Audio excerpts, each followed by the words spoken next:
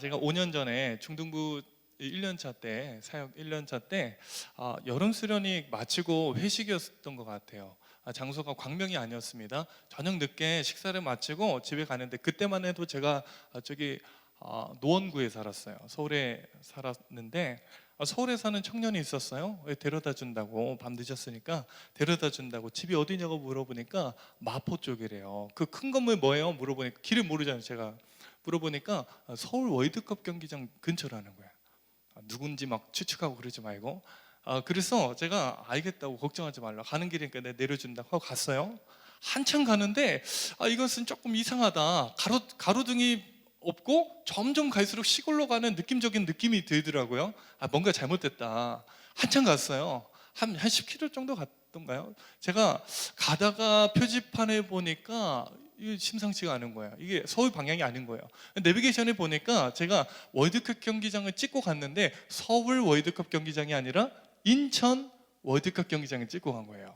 한참 갔습니다. 30분이면 갈 거리를 1시간을 돌아서 갔던 경험이 있어요. 저는 뭐 그렇다 쳐요. 그런데 뒤에 있던 우리 자매는 얼마나 걱정됐을까? 목사님이 이 밤에 인천으로 데려가네? 섬뜩하죠. 여러분, 속도가 아무리 빠른 거는 그 중요한 게 아니에요. 속도보다 더 중요한 것은 방향이 있습니다. 오늘 이 사울이라는 인물이요, 속도는 있었어요. 열정도 있었고 열심도 있었고 정말 어떤 뜨거움은 있었는데 방향이 잘못되었다. 오늘 1절 2절 말씀 같이 봅시다. 1절, 사울이 주의 제자들에 대하여 여전히 유업과 살기가 등등하여 대제사장에 가서, 2절을 읽습니다. 시작. 다메섹 여러 회당에 가져갈 공문을 청하니 이는 만일 그 도를 따르는 사람을 만나면 남녀를 막론하고 결박하여 예루살렘으로. 여러분 보세요. 사울의 목적지가 어디입니까?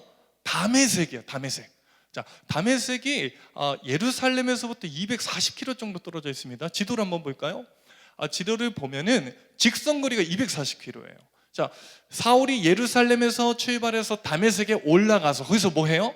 남녀를 막론하고 잡아서 오는 거예요. 그러니까 직선거리 240km니까 편도가 240이니까 왕복이면 몇 킬로예요?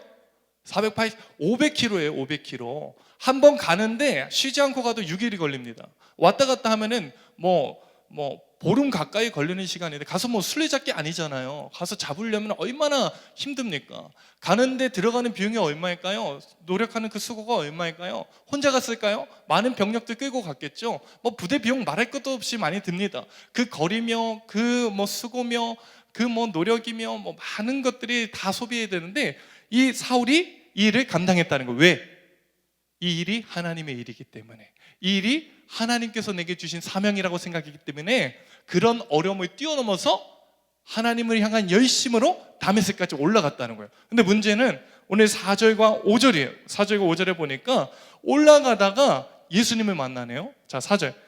땅에 엎드려져 들으며 소리가 있어 이르되 사울아 사울아 내가 어찌하여 나를 박해하느냐 하시거늘. 5절. 대답하되 주여 누구시니까? 이르시되 나는 네가 박해하는 예수라. 나는요, 이게 하나님을 위한 열심인 줄 알았어요. 하나님을 위한 수고인 줄 알았어요. 이게 하나님 일인 줄 알았어요. 그런데 알고 보니까 이게 하나님과 원수되는 일이네. 하나님을 대적하는 일이었네.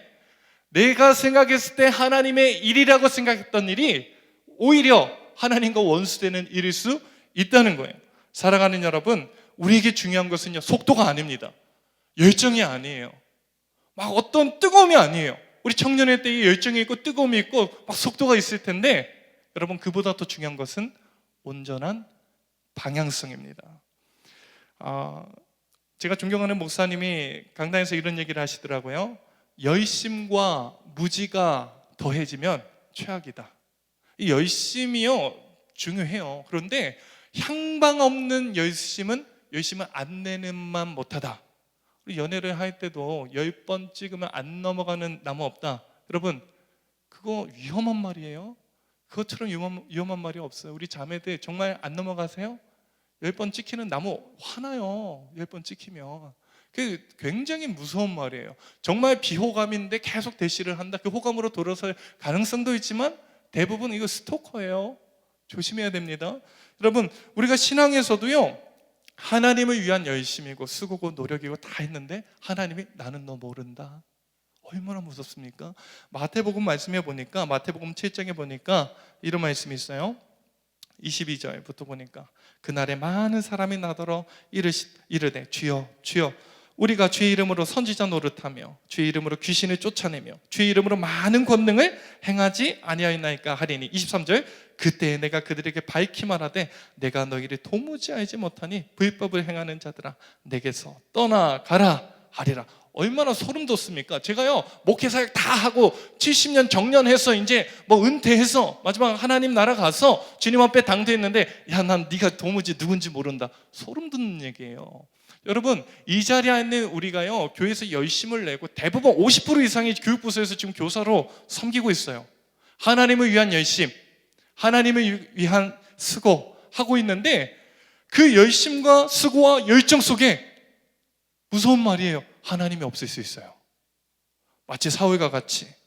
여러분, 이 사울이 놓쳤던 것이 뭘까요? 오늘 1절 말씀 보니까 사울의 지금 현재 모습이 이렇게 묘사되고 있네요. 1절 사울이 주의 제자들에 대하여 여전히 유협과 살기가 등등했다. 하나님의 일을 하는 이 사울의 태도와 자세를 보세요. 살기가 등등하고 사람을 위협하는 모습이 사울에게 있었다는 거예요. 여러분, 하나님은 자비의 하나님이신데 사울을 보니까 무자비한 사람이에요.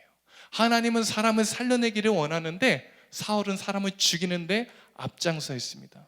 내가 주의 일을 감당하는 그 자리에서 사람을 살려내고 있어요? 아니면 나로 인해서 상처와 아픔과 공동체의 깨어짐을 경험하고 있습니까?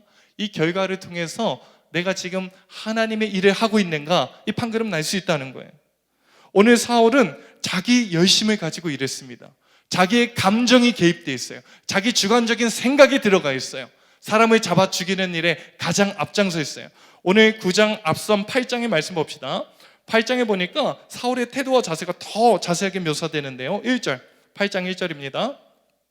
사울은 그가 죽임 당함을 마땅히 여기더라. 여기서 그는 스데반이에요. 스데반 죽이는 현장에 있었어요. 그날에 예루살렘에 있는 교회에 큰 박해가 있어 사도 외에는 다 유대와 사마리아 모든 땅으로 흩어지니라. 2절, 경건한 사람이 스데반을 장사하기 위하여 어떻게 했어요? 경건한 사람들은 울어요.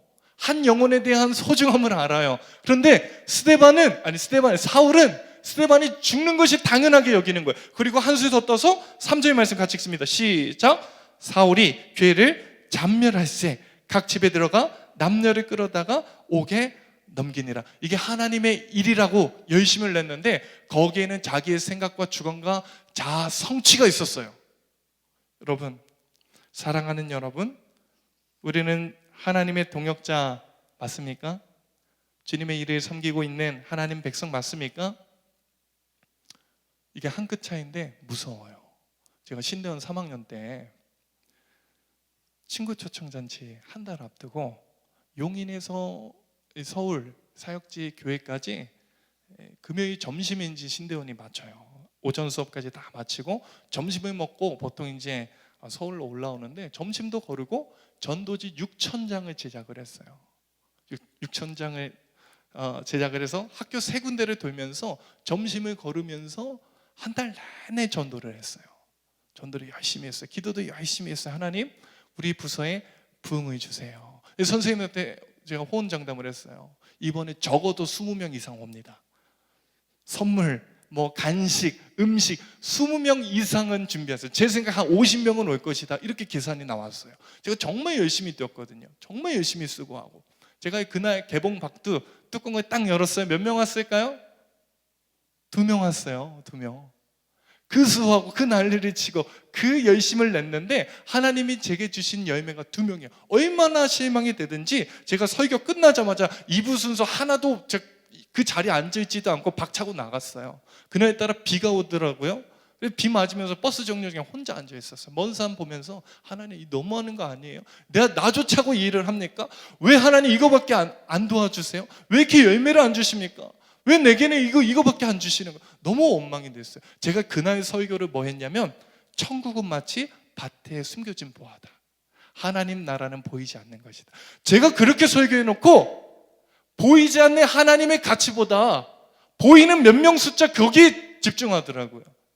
2명이 어딥니까 여러분? 2명이 그 새롭게 교회 결심해서 나온 2명의 아이들의 영혼을 바라보지 못하고 저는 제 주관적인 하나님의 뜻을 가장해서 내 주관, 내 감정이 이입돼 있어서 하나님은 사라지고 나만 남아있어요.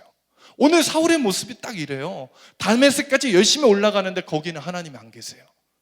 나의 열심, 기세가 등등하고 살기가 등등해서 사람을 잡아 죽이는 일에는 앞장서는데 그 속에 자비의 하나님은 계시지 않는, 사역의 이름으로 하나님의 일을 감당하고는 있으나 그 속에는 하나님이 없는, 사랑하는 여러분, 하나님이 없는 일은요 사역이 아니라 사육이에요. 결국에는 사람을 잡아먹습니다. 우리 한번 따라합시다. 하나님이 없는 일은 사역이 아니라 사육입니다. 정말이에요. 여러분, 제가 정말 절실하게 경험했던 바가, 배가 떨어지려고 하네요. 하나님께서 계시지 않는 그 일에는요 사람의 뜻이 드러나고 사람의 주관적인 계산과 선입견과 감정이 이입되어져서 내가 하나님의 일을 열심히 하는 것 같으나 하나님은 계시지 않는, 그 속의 열매가 하나님이 맺는 열매가 아니라 그 일을 통해서 주변 사람들이 모두 상처를 입고 떠나가게 되는, 오늘 사울에게 없는 것이 뭘까요? 오늘 2절 말씀에 보니까 이 사울이요 공문을 가지고 다메섹에 달려가고 있어요. 2절 말씀, 오늘 본문 2절에 봅시다. 다메섹 여러 회당에 가져갈 공문을 정하니, 대제사장에게 가서 이 공문을 청했어요. 이는 만일 그 도를 따르는 사람을 만나면 남녀를 막론하고 결박하여 예루살렘으로 잡아오려 함이라. 여기서 이 공문이요 대제사장에 발급해 주는 것인데, 이 망명한 유대인들을 잡아올 수 있는 송환장이에요. 송환장, 법적 효력이 있습니다. 권한이 있어요. 그러니까 사울은 감투를 썼어요. 자리를 찾아 직함이 있다는 거예요. 그 일 가지고 하나님의 일은 하는데 하나님은 계시지 않아요. 여러분, 하나님 없이도 사역이 잘 됩니다. 일은 굴러가요. 이게 무서운 거예요. 이게 무서운 거. 하나님이 계시지 않는데 그 자리로 일을 해요. 그 자리로. 목회자가요 하나님 없어도 목회합니다. 설교할 수 있어요. 성령님 도움 없이도 얼마든지 여기서 떠들 수 있어요. 그 살기 굴러간다는 게 너무 무서운 거예요. 그것은 축복이 아니라 저주라는 거예요. 오늘 사울은 직함이 있었어요. 이 공문을 들고 다메섹까지 뛰어갑니다. 여러분, 오늘 9장과 대조되는 것이 바로 앞에 있는 8장인데요 8장의 중심 인물이 빌립이에요. 빌립은 직함이 없습니다. 떠돌이였어요. 그런데 사울에게 없는 것이 빌립에게는 있었어요. 그게 뭘까요? 우리 사도행전 8장 말씀 봅시다.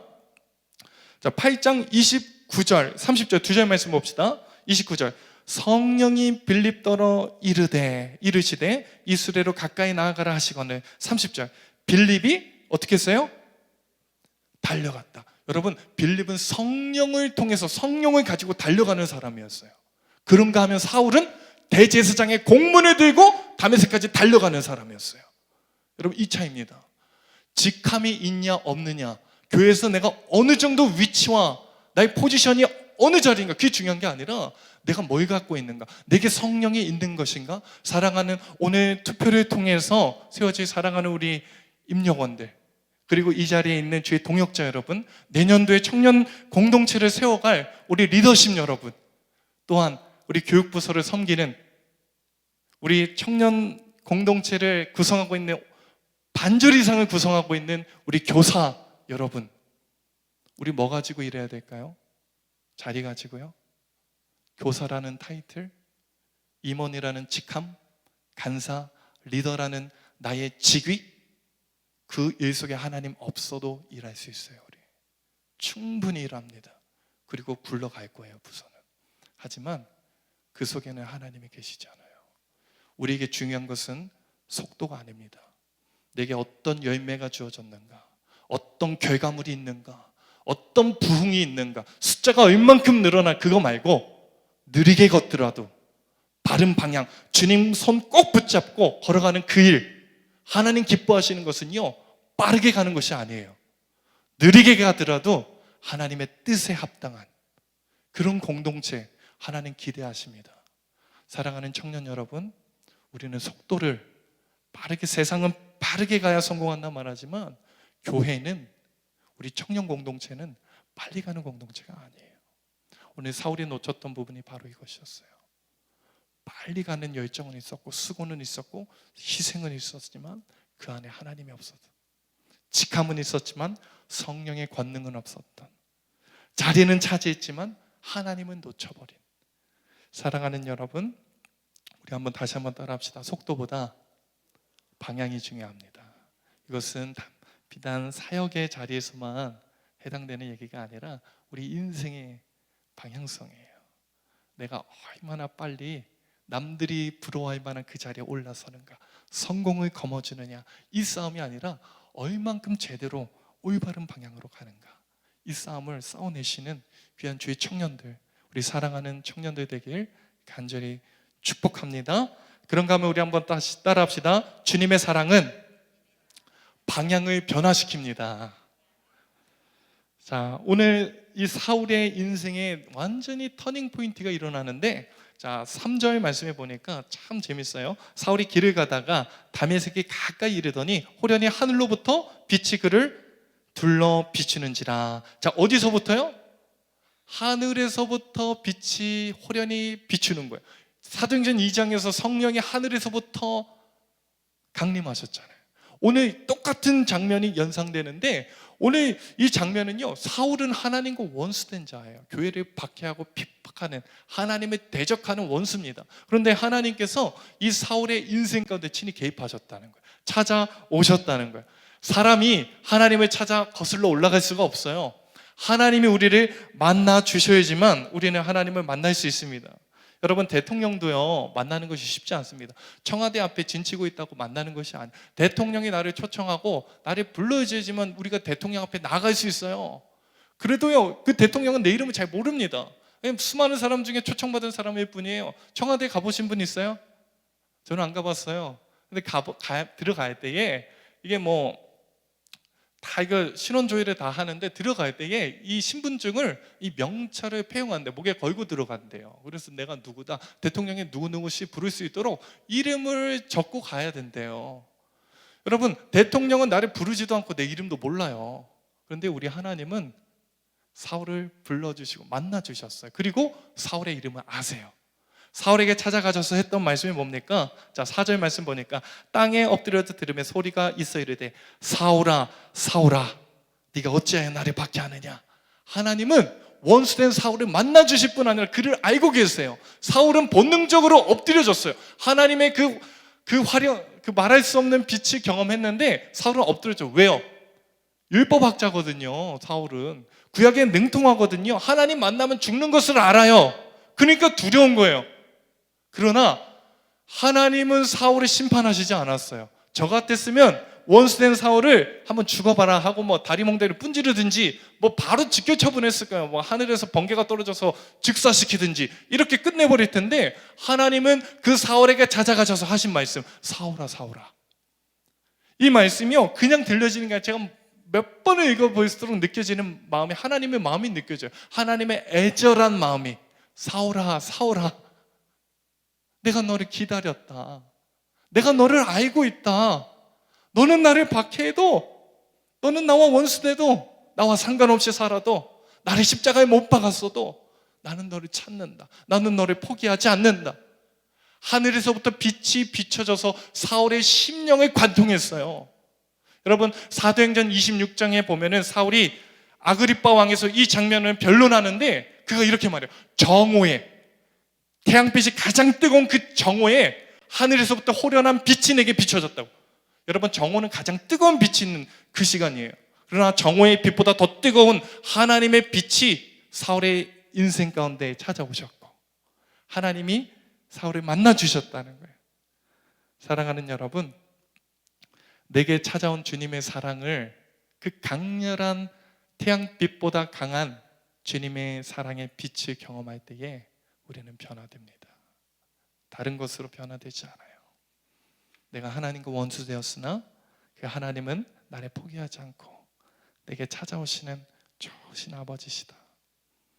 나를 포기하지 않으시고 나를 알고 계시는, 내 이름을 부르시는 선하신 아버지 하나님이시다. 우리 한번 따라해 봅시다. 자기 이름을 부르면서 정훈아, 정훈아 이렇게 자기 이름을 한번 불러봅시다. 시작. 정훈아, 정훈아. 한번 자기 이름을 불러보세요. 시작. 정훈아, 정훈아. 내가 너를 알고 있다. 시작. 하나님이 그렇게 우리에게 말씀하세요. 내가 너를 알고 있다.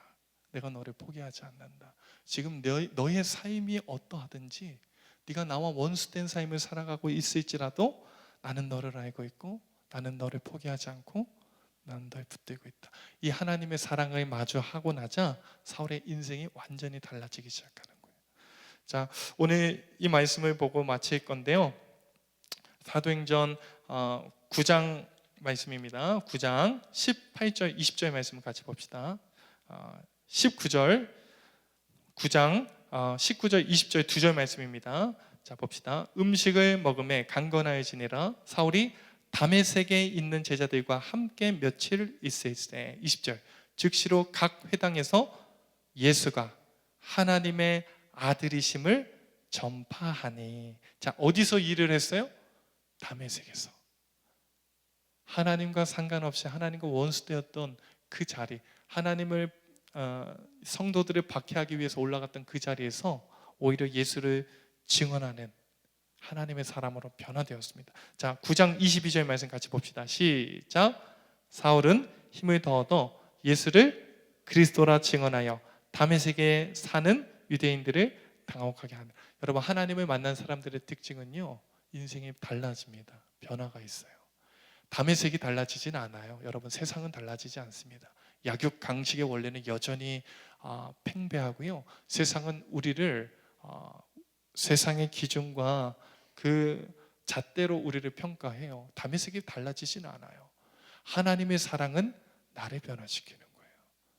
다메섹에서 자아 성취, 나의 감정이 개입되고 내 뜻과 꿈을 이루기 위해서 다메섹으로 달려갔던 이 사울이 하나님의 사랑을 마주하고 나자 하나님을 위한 삶으로 변화됩니다. 이 땅에서의 삶이 내가 누구인지를 제대로 발견하게 되는 거예요. 여러분, 사울이 하나님을 만나자 그 하늘의 빛을, 정오의 태양빛보다 뜨거운 하늘의 빛을 마주했을 때 그에게 찾아온 첫 번째 특징은요, 눈이 멀어버린 거예요. 3일 동안 앞을 못 봅니다. 그 3일 동안 무슨 생각했을까요, 사울이?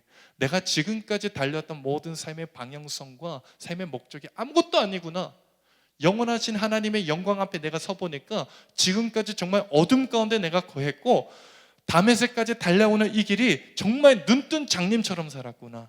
예수 믿으나 이 땅을 살아가는 이유와 목적 없이 하루하루 그냥 하루 벌어서 하루 먹고 사는 우리 청년들, 내가 왜 태어났지? 내가 무엇을 위해서 살아가야 되지? 내 꿈이 뭐지? 내가 뭐가 돼야 할지 알지 못하는 우리 청년들, 우리가 하나님의 사랑을 마주하지 못할 때는요, 내가 예수 믿는 것 같으나 교회는 다니는 것 같으나 나는 눈뜬 장님과 같은 삶을 살 수밖에 없어요. 예수님의 사랑이 내 심령 가운데 나를 관통하기 시작할 때에 비로소 눈이 띄어지는 거예요. 눈이 띄어지는 거예요. 세상이 달리 보이기 시작하는 겁니다. 다메섹에 들어가서 그가 하는 일이 뭐예요? 복음 전도였어요. 여러분, 모든 우리 청년들이요, 저와 같이 목사가 되고 선교사가 되고 설교자가 돼서 복음 전하라는 얘기가 아닙니다. 하나님 앞에 바울이 어떻게 쓰임 받았는지 보세요. 바울은요, 율법학자예요. 법학자였어요. 그는요, 헬라어에 능통한 사람이었고 가말리엘이라는 사람 밑에서 수학했던 당시의 헬라식 글쓰기 완전 엄청난 능통한, 헬라식 글쓰기에 능통한 사람이었어요. 하나님은 그 사람의 재능과 능력과 그의 전공과 그의 관심과 그의 달란트를 통해서 하나님의 역사를 이루어가세요. 바울을 통해서 하나님께서 신약 성경 3분의 1을 쓰셨잖아요.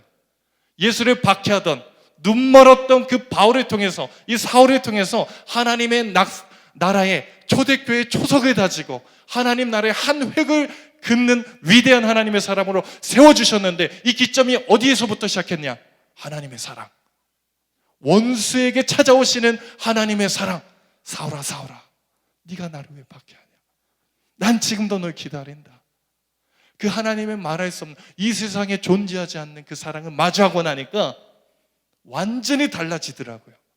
사랑하는 여러분, 내가 뭐 해서 뭐 먹고 살지 이 걱정 말고요, 하나님의 사랑이 나를 관통하기 시작할 때에 내 인생이 꼬꾸라지기 시작할 거예요. 내가 어떤 자리에 있어든지 주의 영광을 위해서 하나님을 사랑하는 그 사랑이 내 삶의 원동력이 돼서 힘의 원천이 되어서 내가 그 일들을 감당하기 시작할 거예요. 내게 주어진 바로 앞에 있는 그 일들, 하나님이 오늘까지 나를 인도하셨고 이 자리에 세워주신 나의 전공과 현재 내가 하고 있는 그 직장에서의 일과 내가 서 있는 그 자리와 그 직분과 그 지위에서 하나님이 나를 사용하기 시작할 거예요. 바울을 하나님이 쓰셨듯이, 그 사울을 변화시키셨듯이 저와 여러분의 하나님은 변화시키셔서 하나님 나라의 역사를 위해서 귀하게 쓰실 줄로 저는 확신합니다. 말씀이 주려 마칩니다. 사랑하는 여러분, 속도가 중요한 게 아니에요. 방향이 중요합니다. 그 방향을 온전하게 걷기 위해서 하나님의 사랑이 필요해요. 내가 하늘로 거슬러 올라갈 수 없고 하늘에서 호련히 빛이, 정오의 밝은 빛보다 더 강렬한 하나님의 사랑의 빛이 나의 심령을 관통하고 정복하고 점령하고 누르고 흔들기 시작할 때에 이 땅에서 나의 발걸음이 보여지기 시작할 거예요. 그저 빨리 가는 게 말고 담의 세계에서 내가 무엇을 해야 될지, 어떤 일을 감당해야 될지, 무엇이 주의 영광을 위한 일인지, 하나님의 선하심을 이 땅에 어떻게 선포하고 드러내고 하나님의 주권을 드러낼 것인지 주님의 사랑이 나를 이끌어 가실 줄 믿습니다. 이 찬양으로 같이 나갔으면 좋겠어요. 하나님의 그늘 아래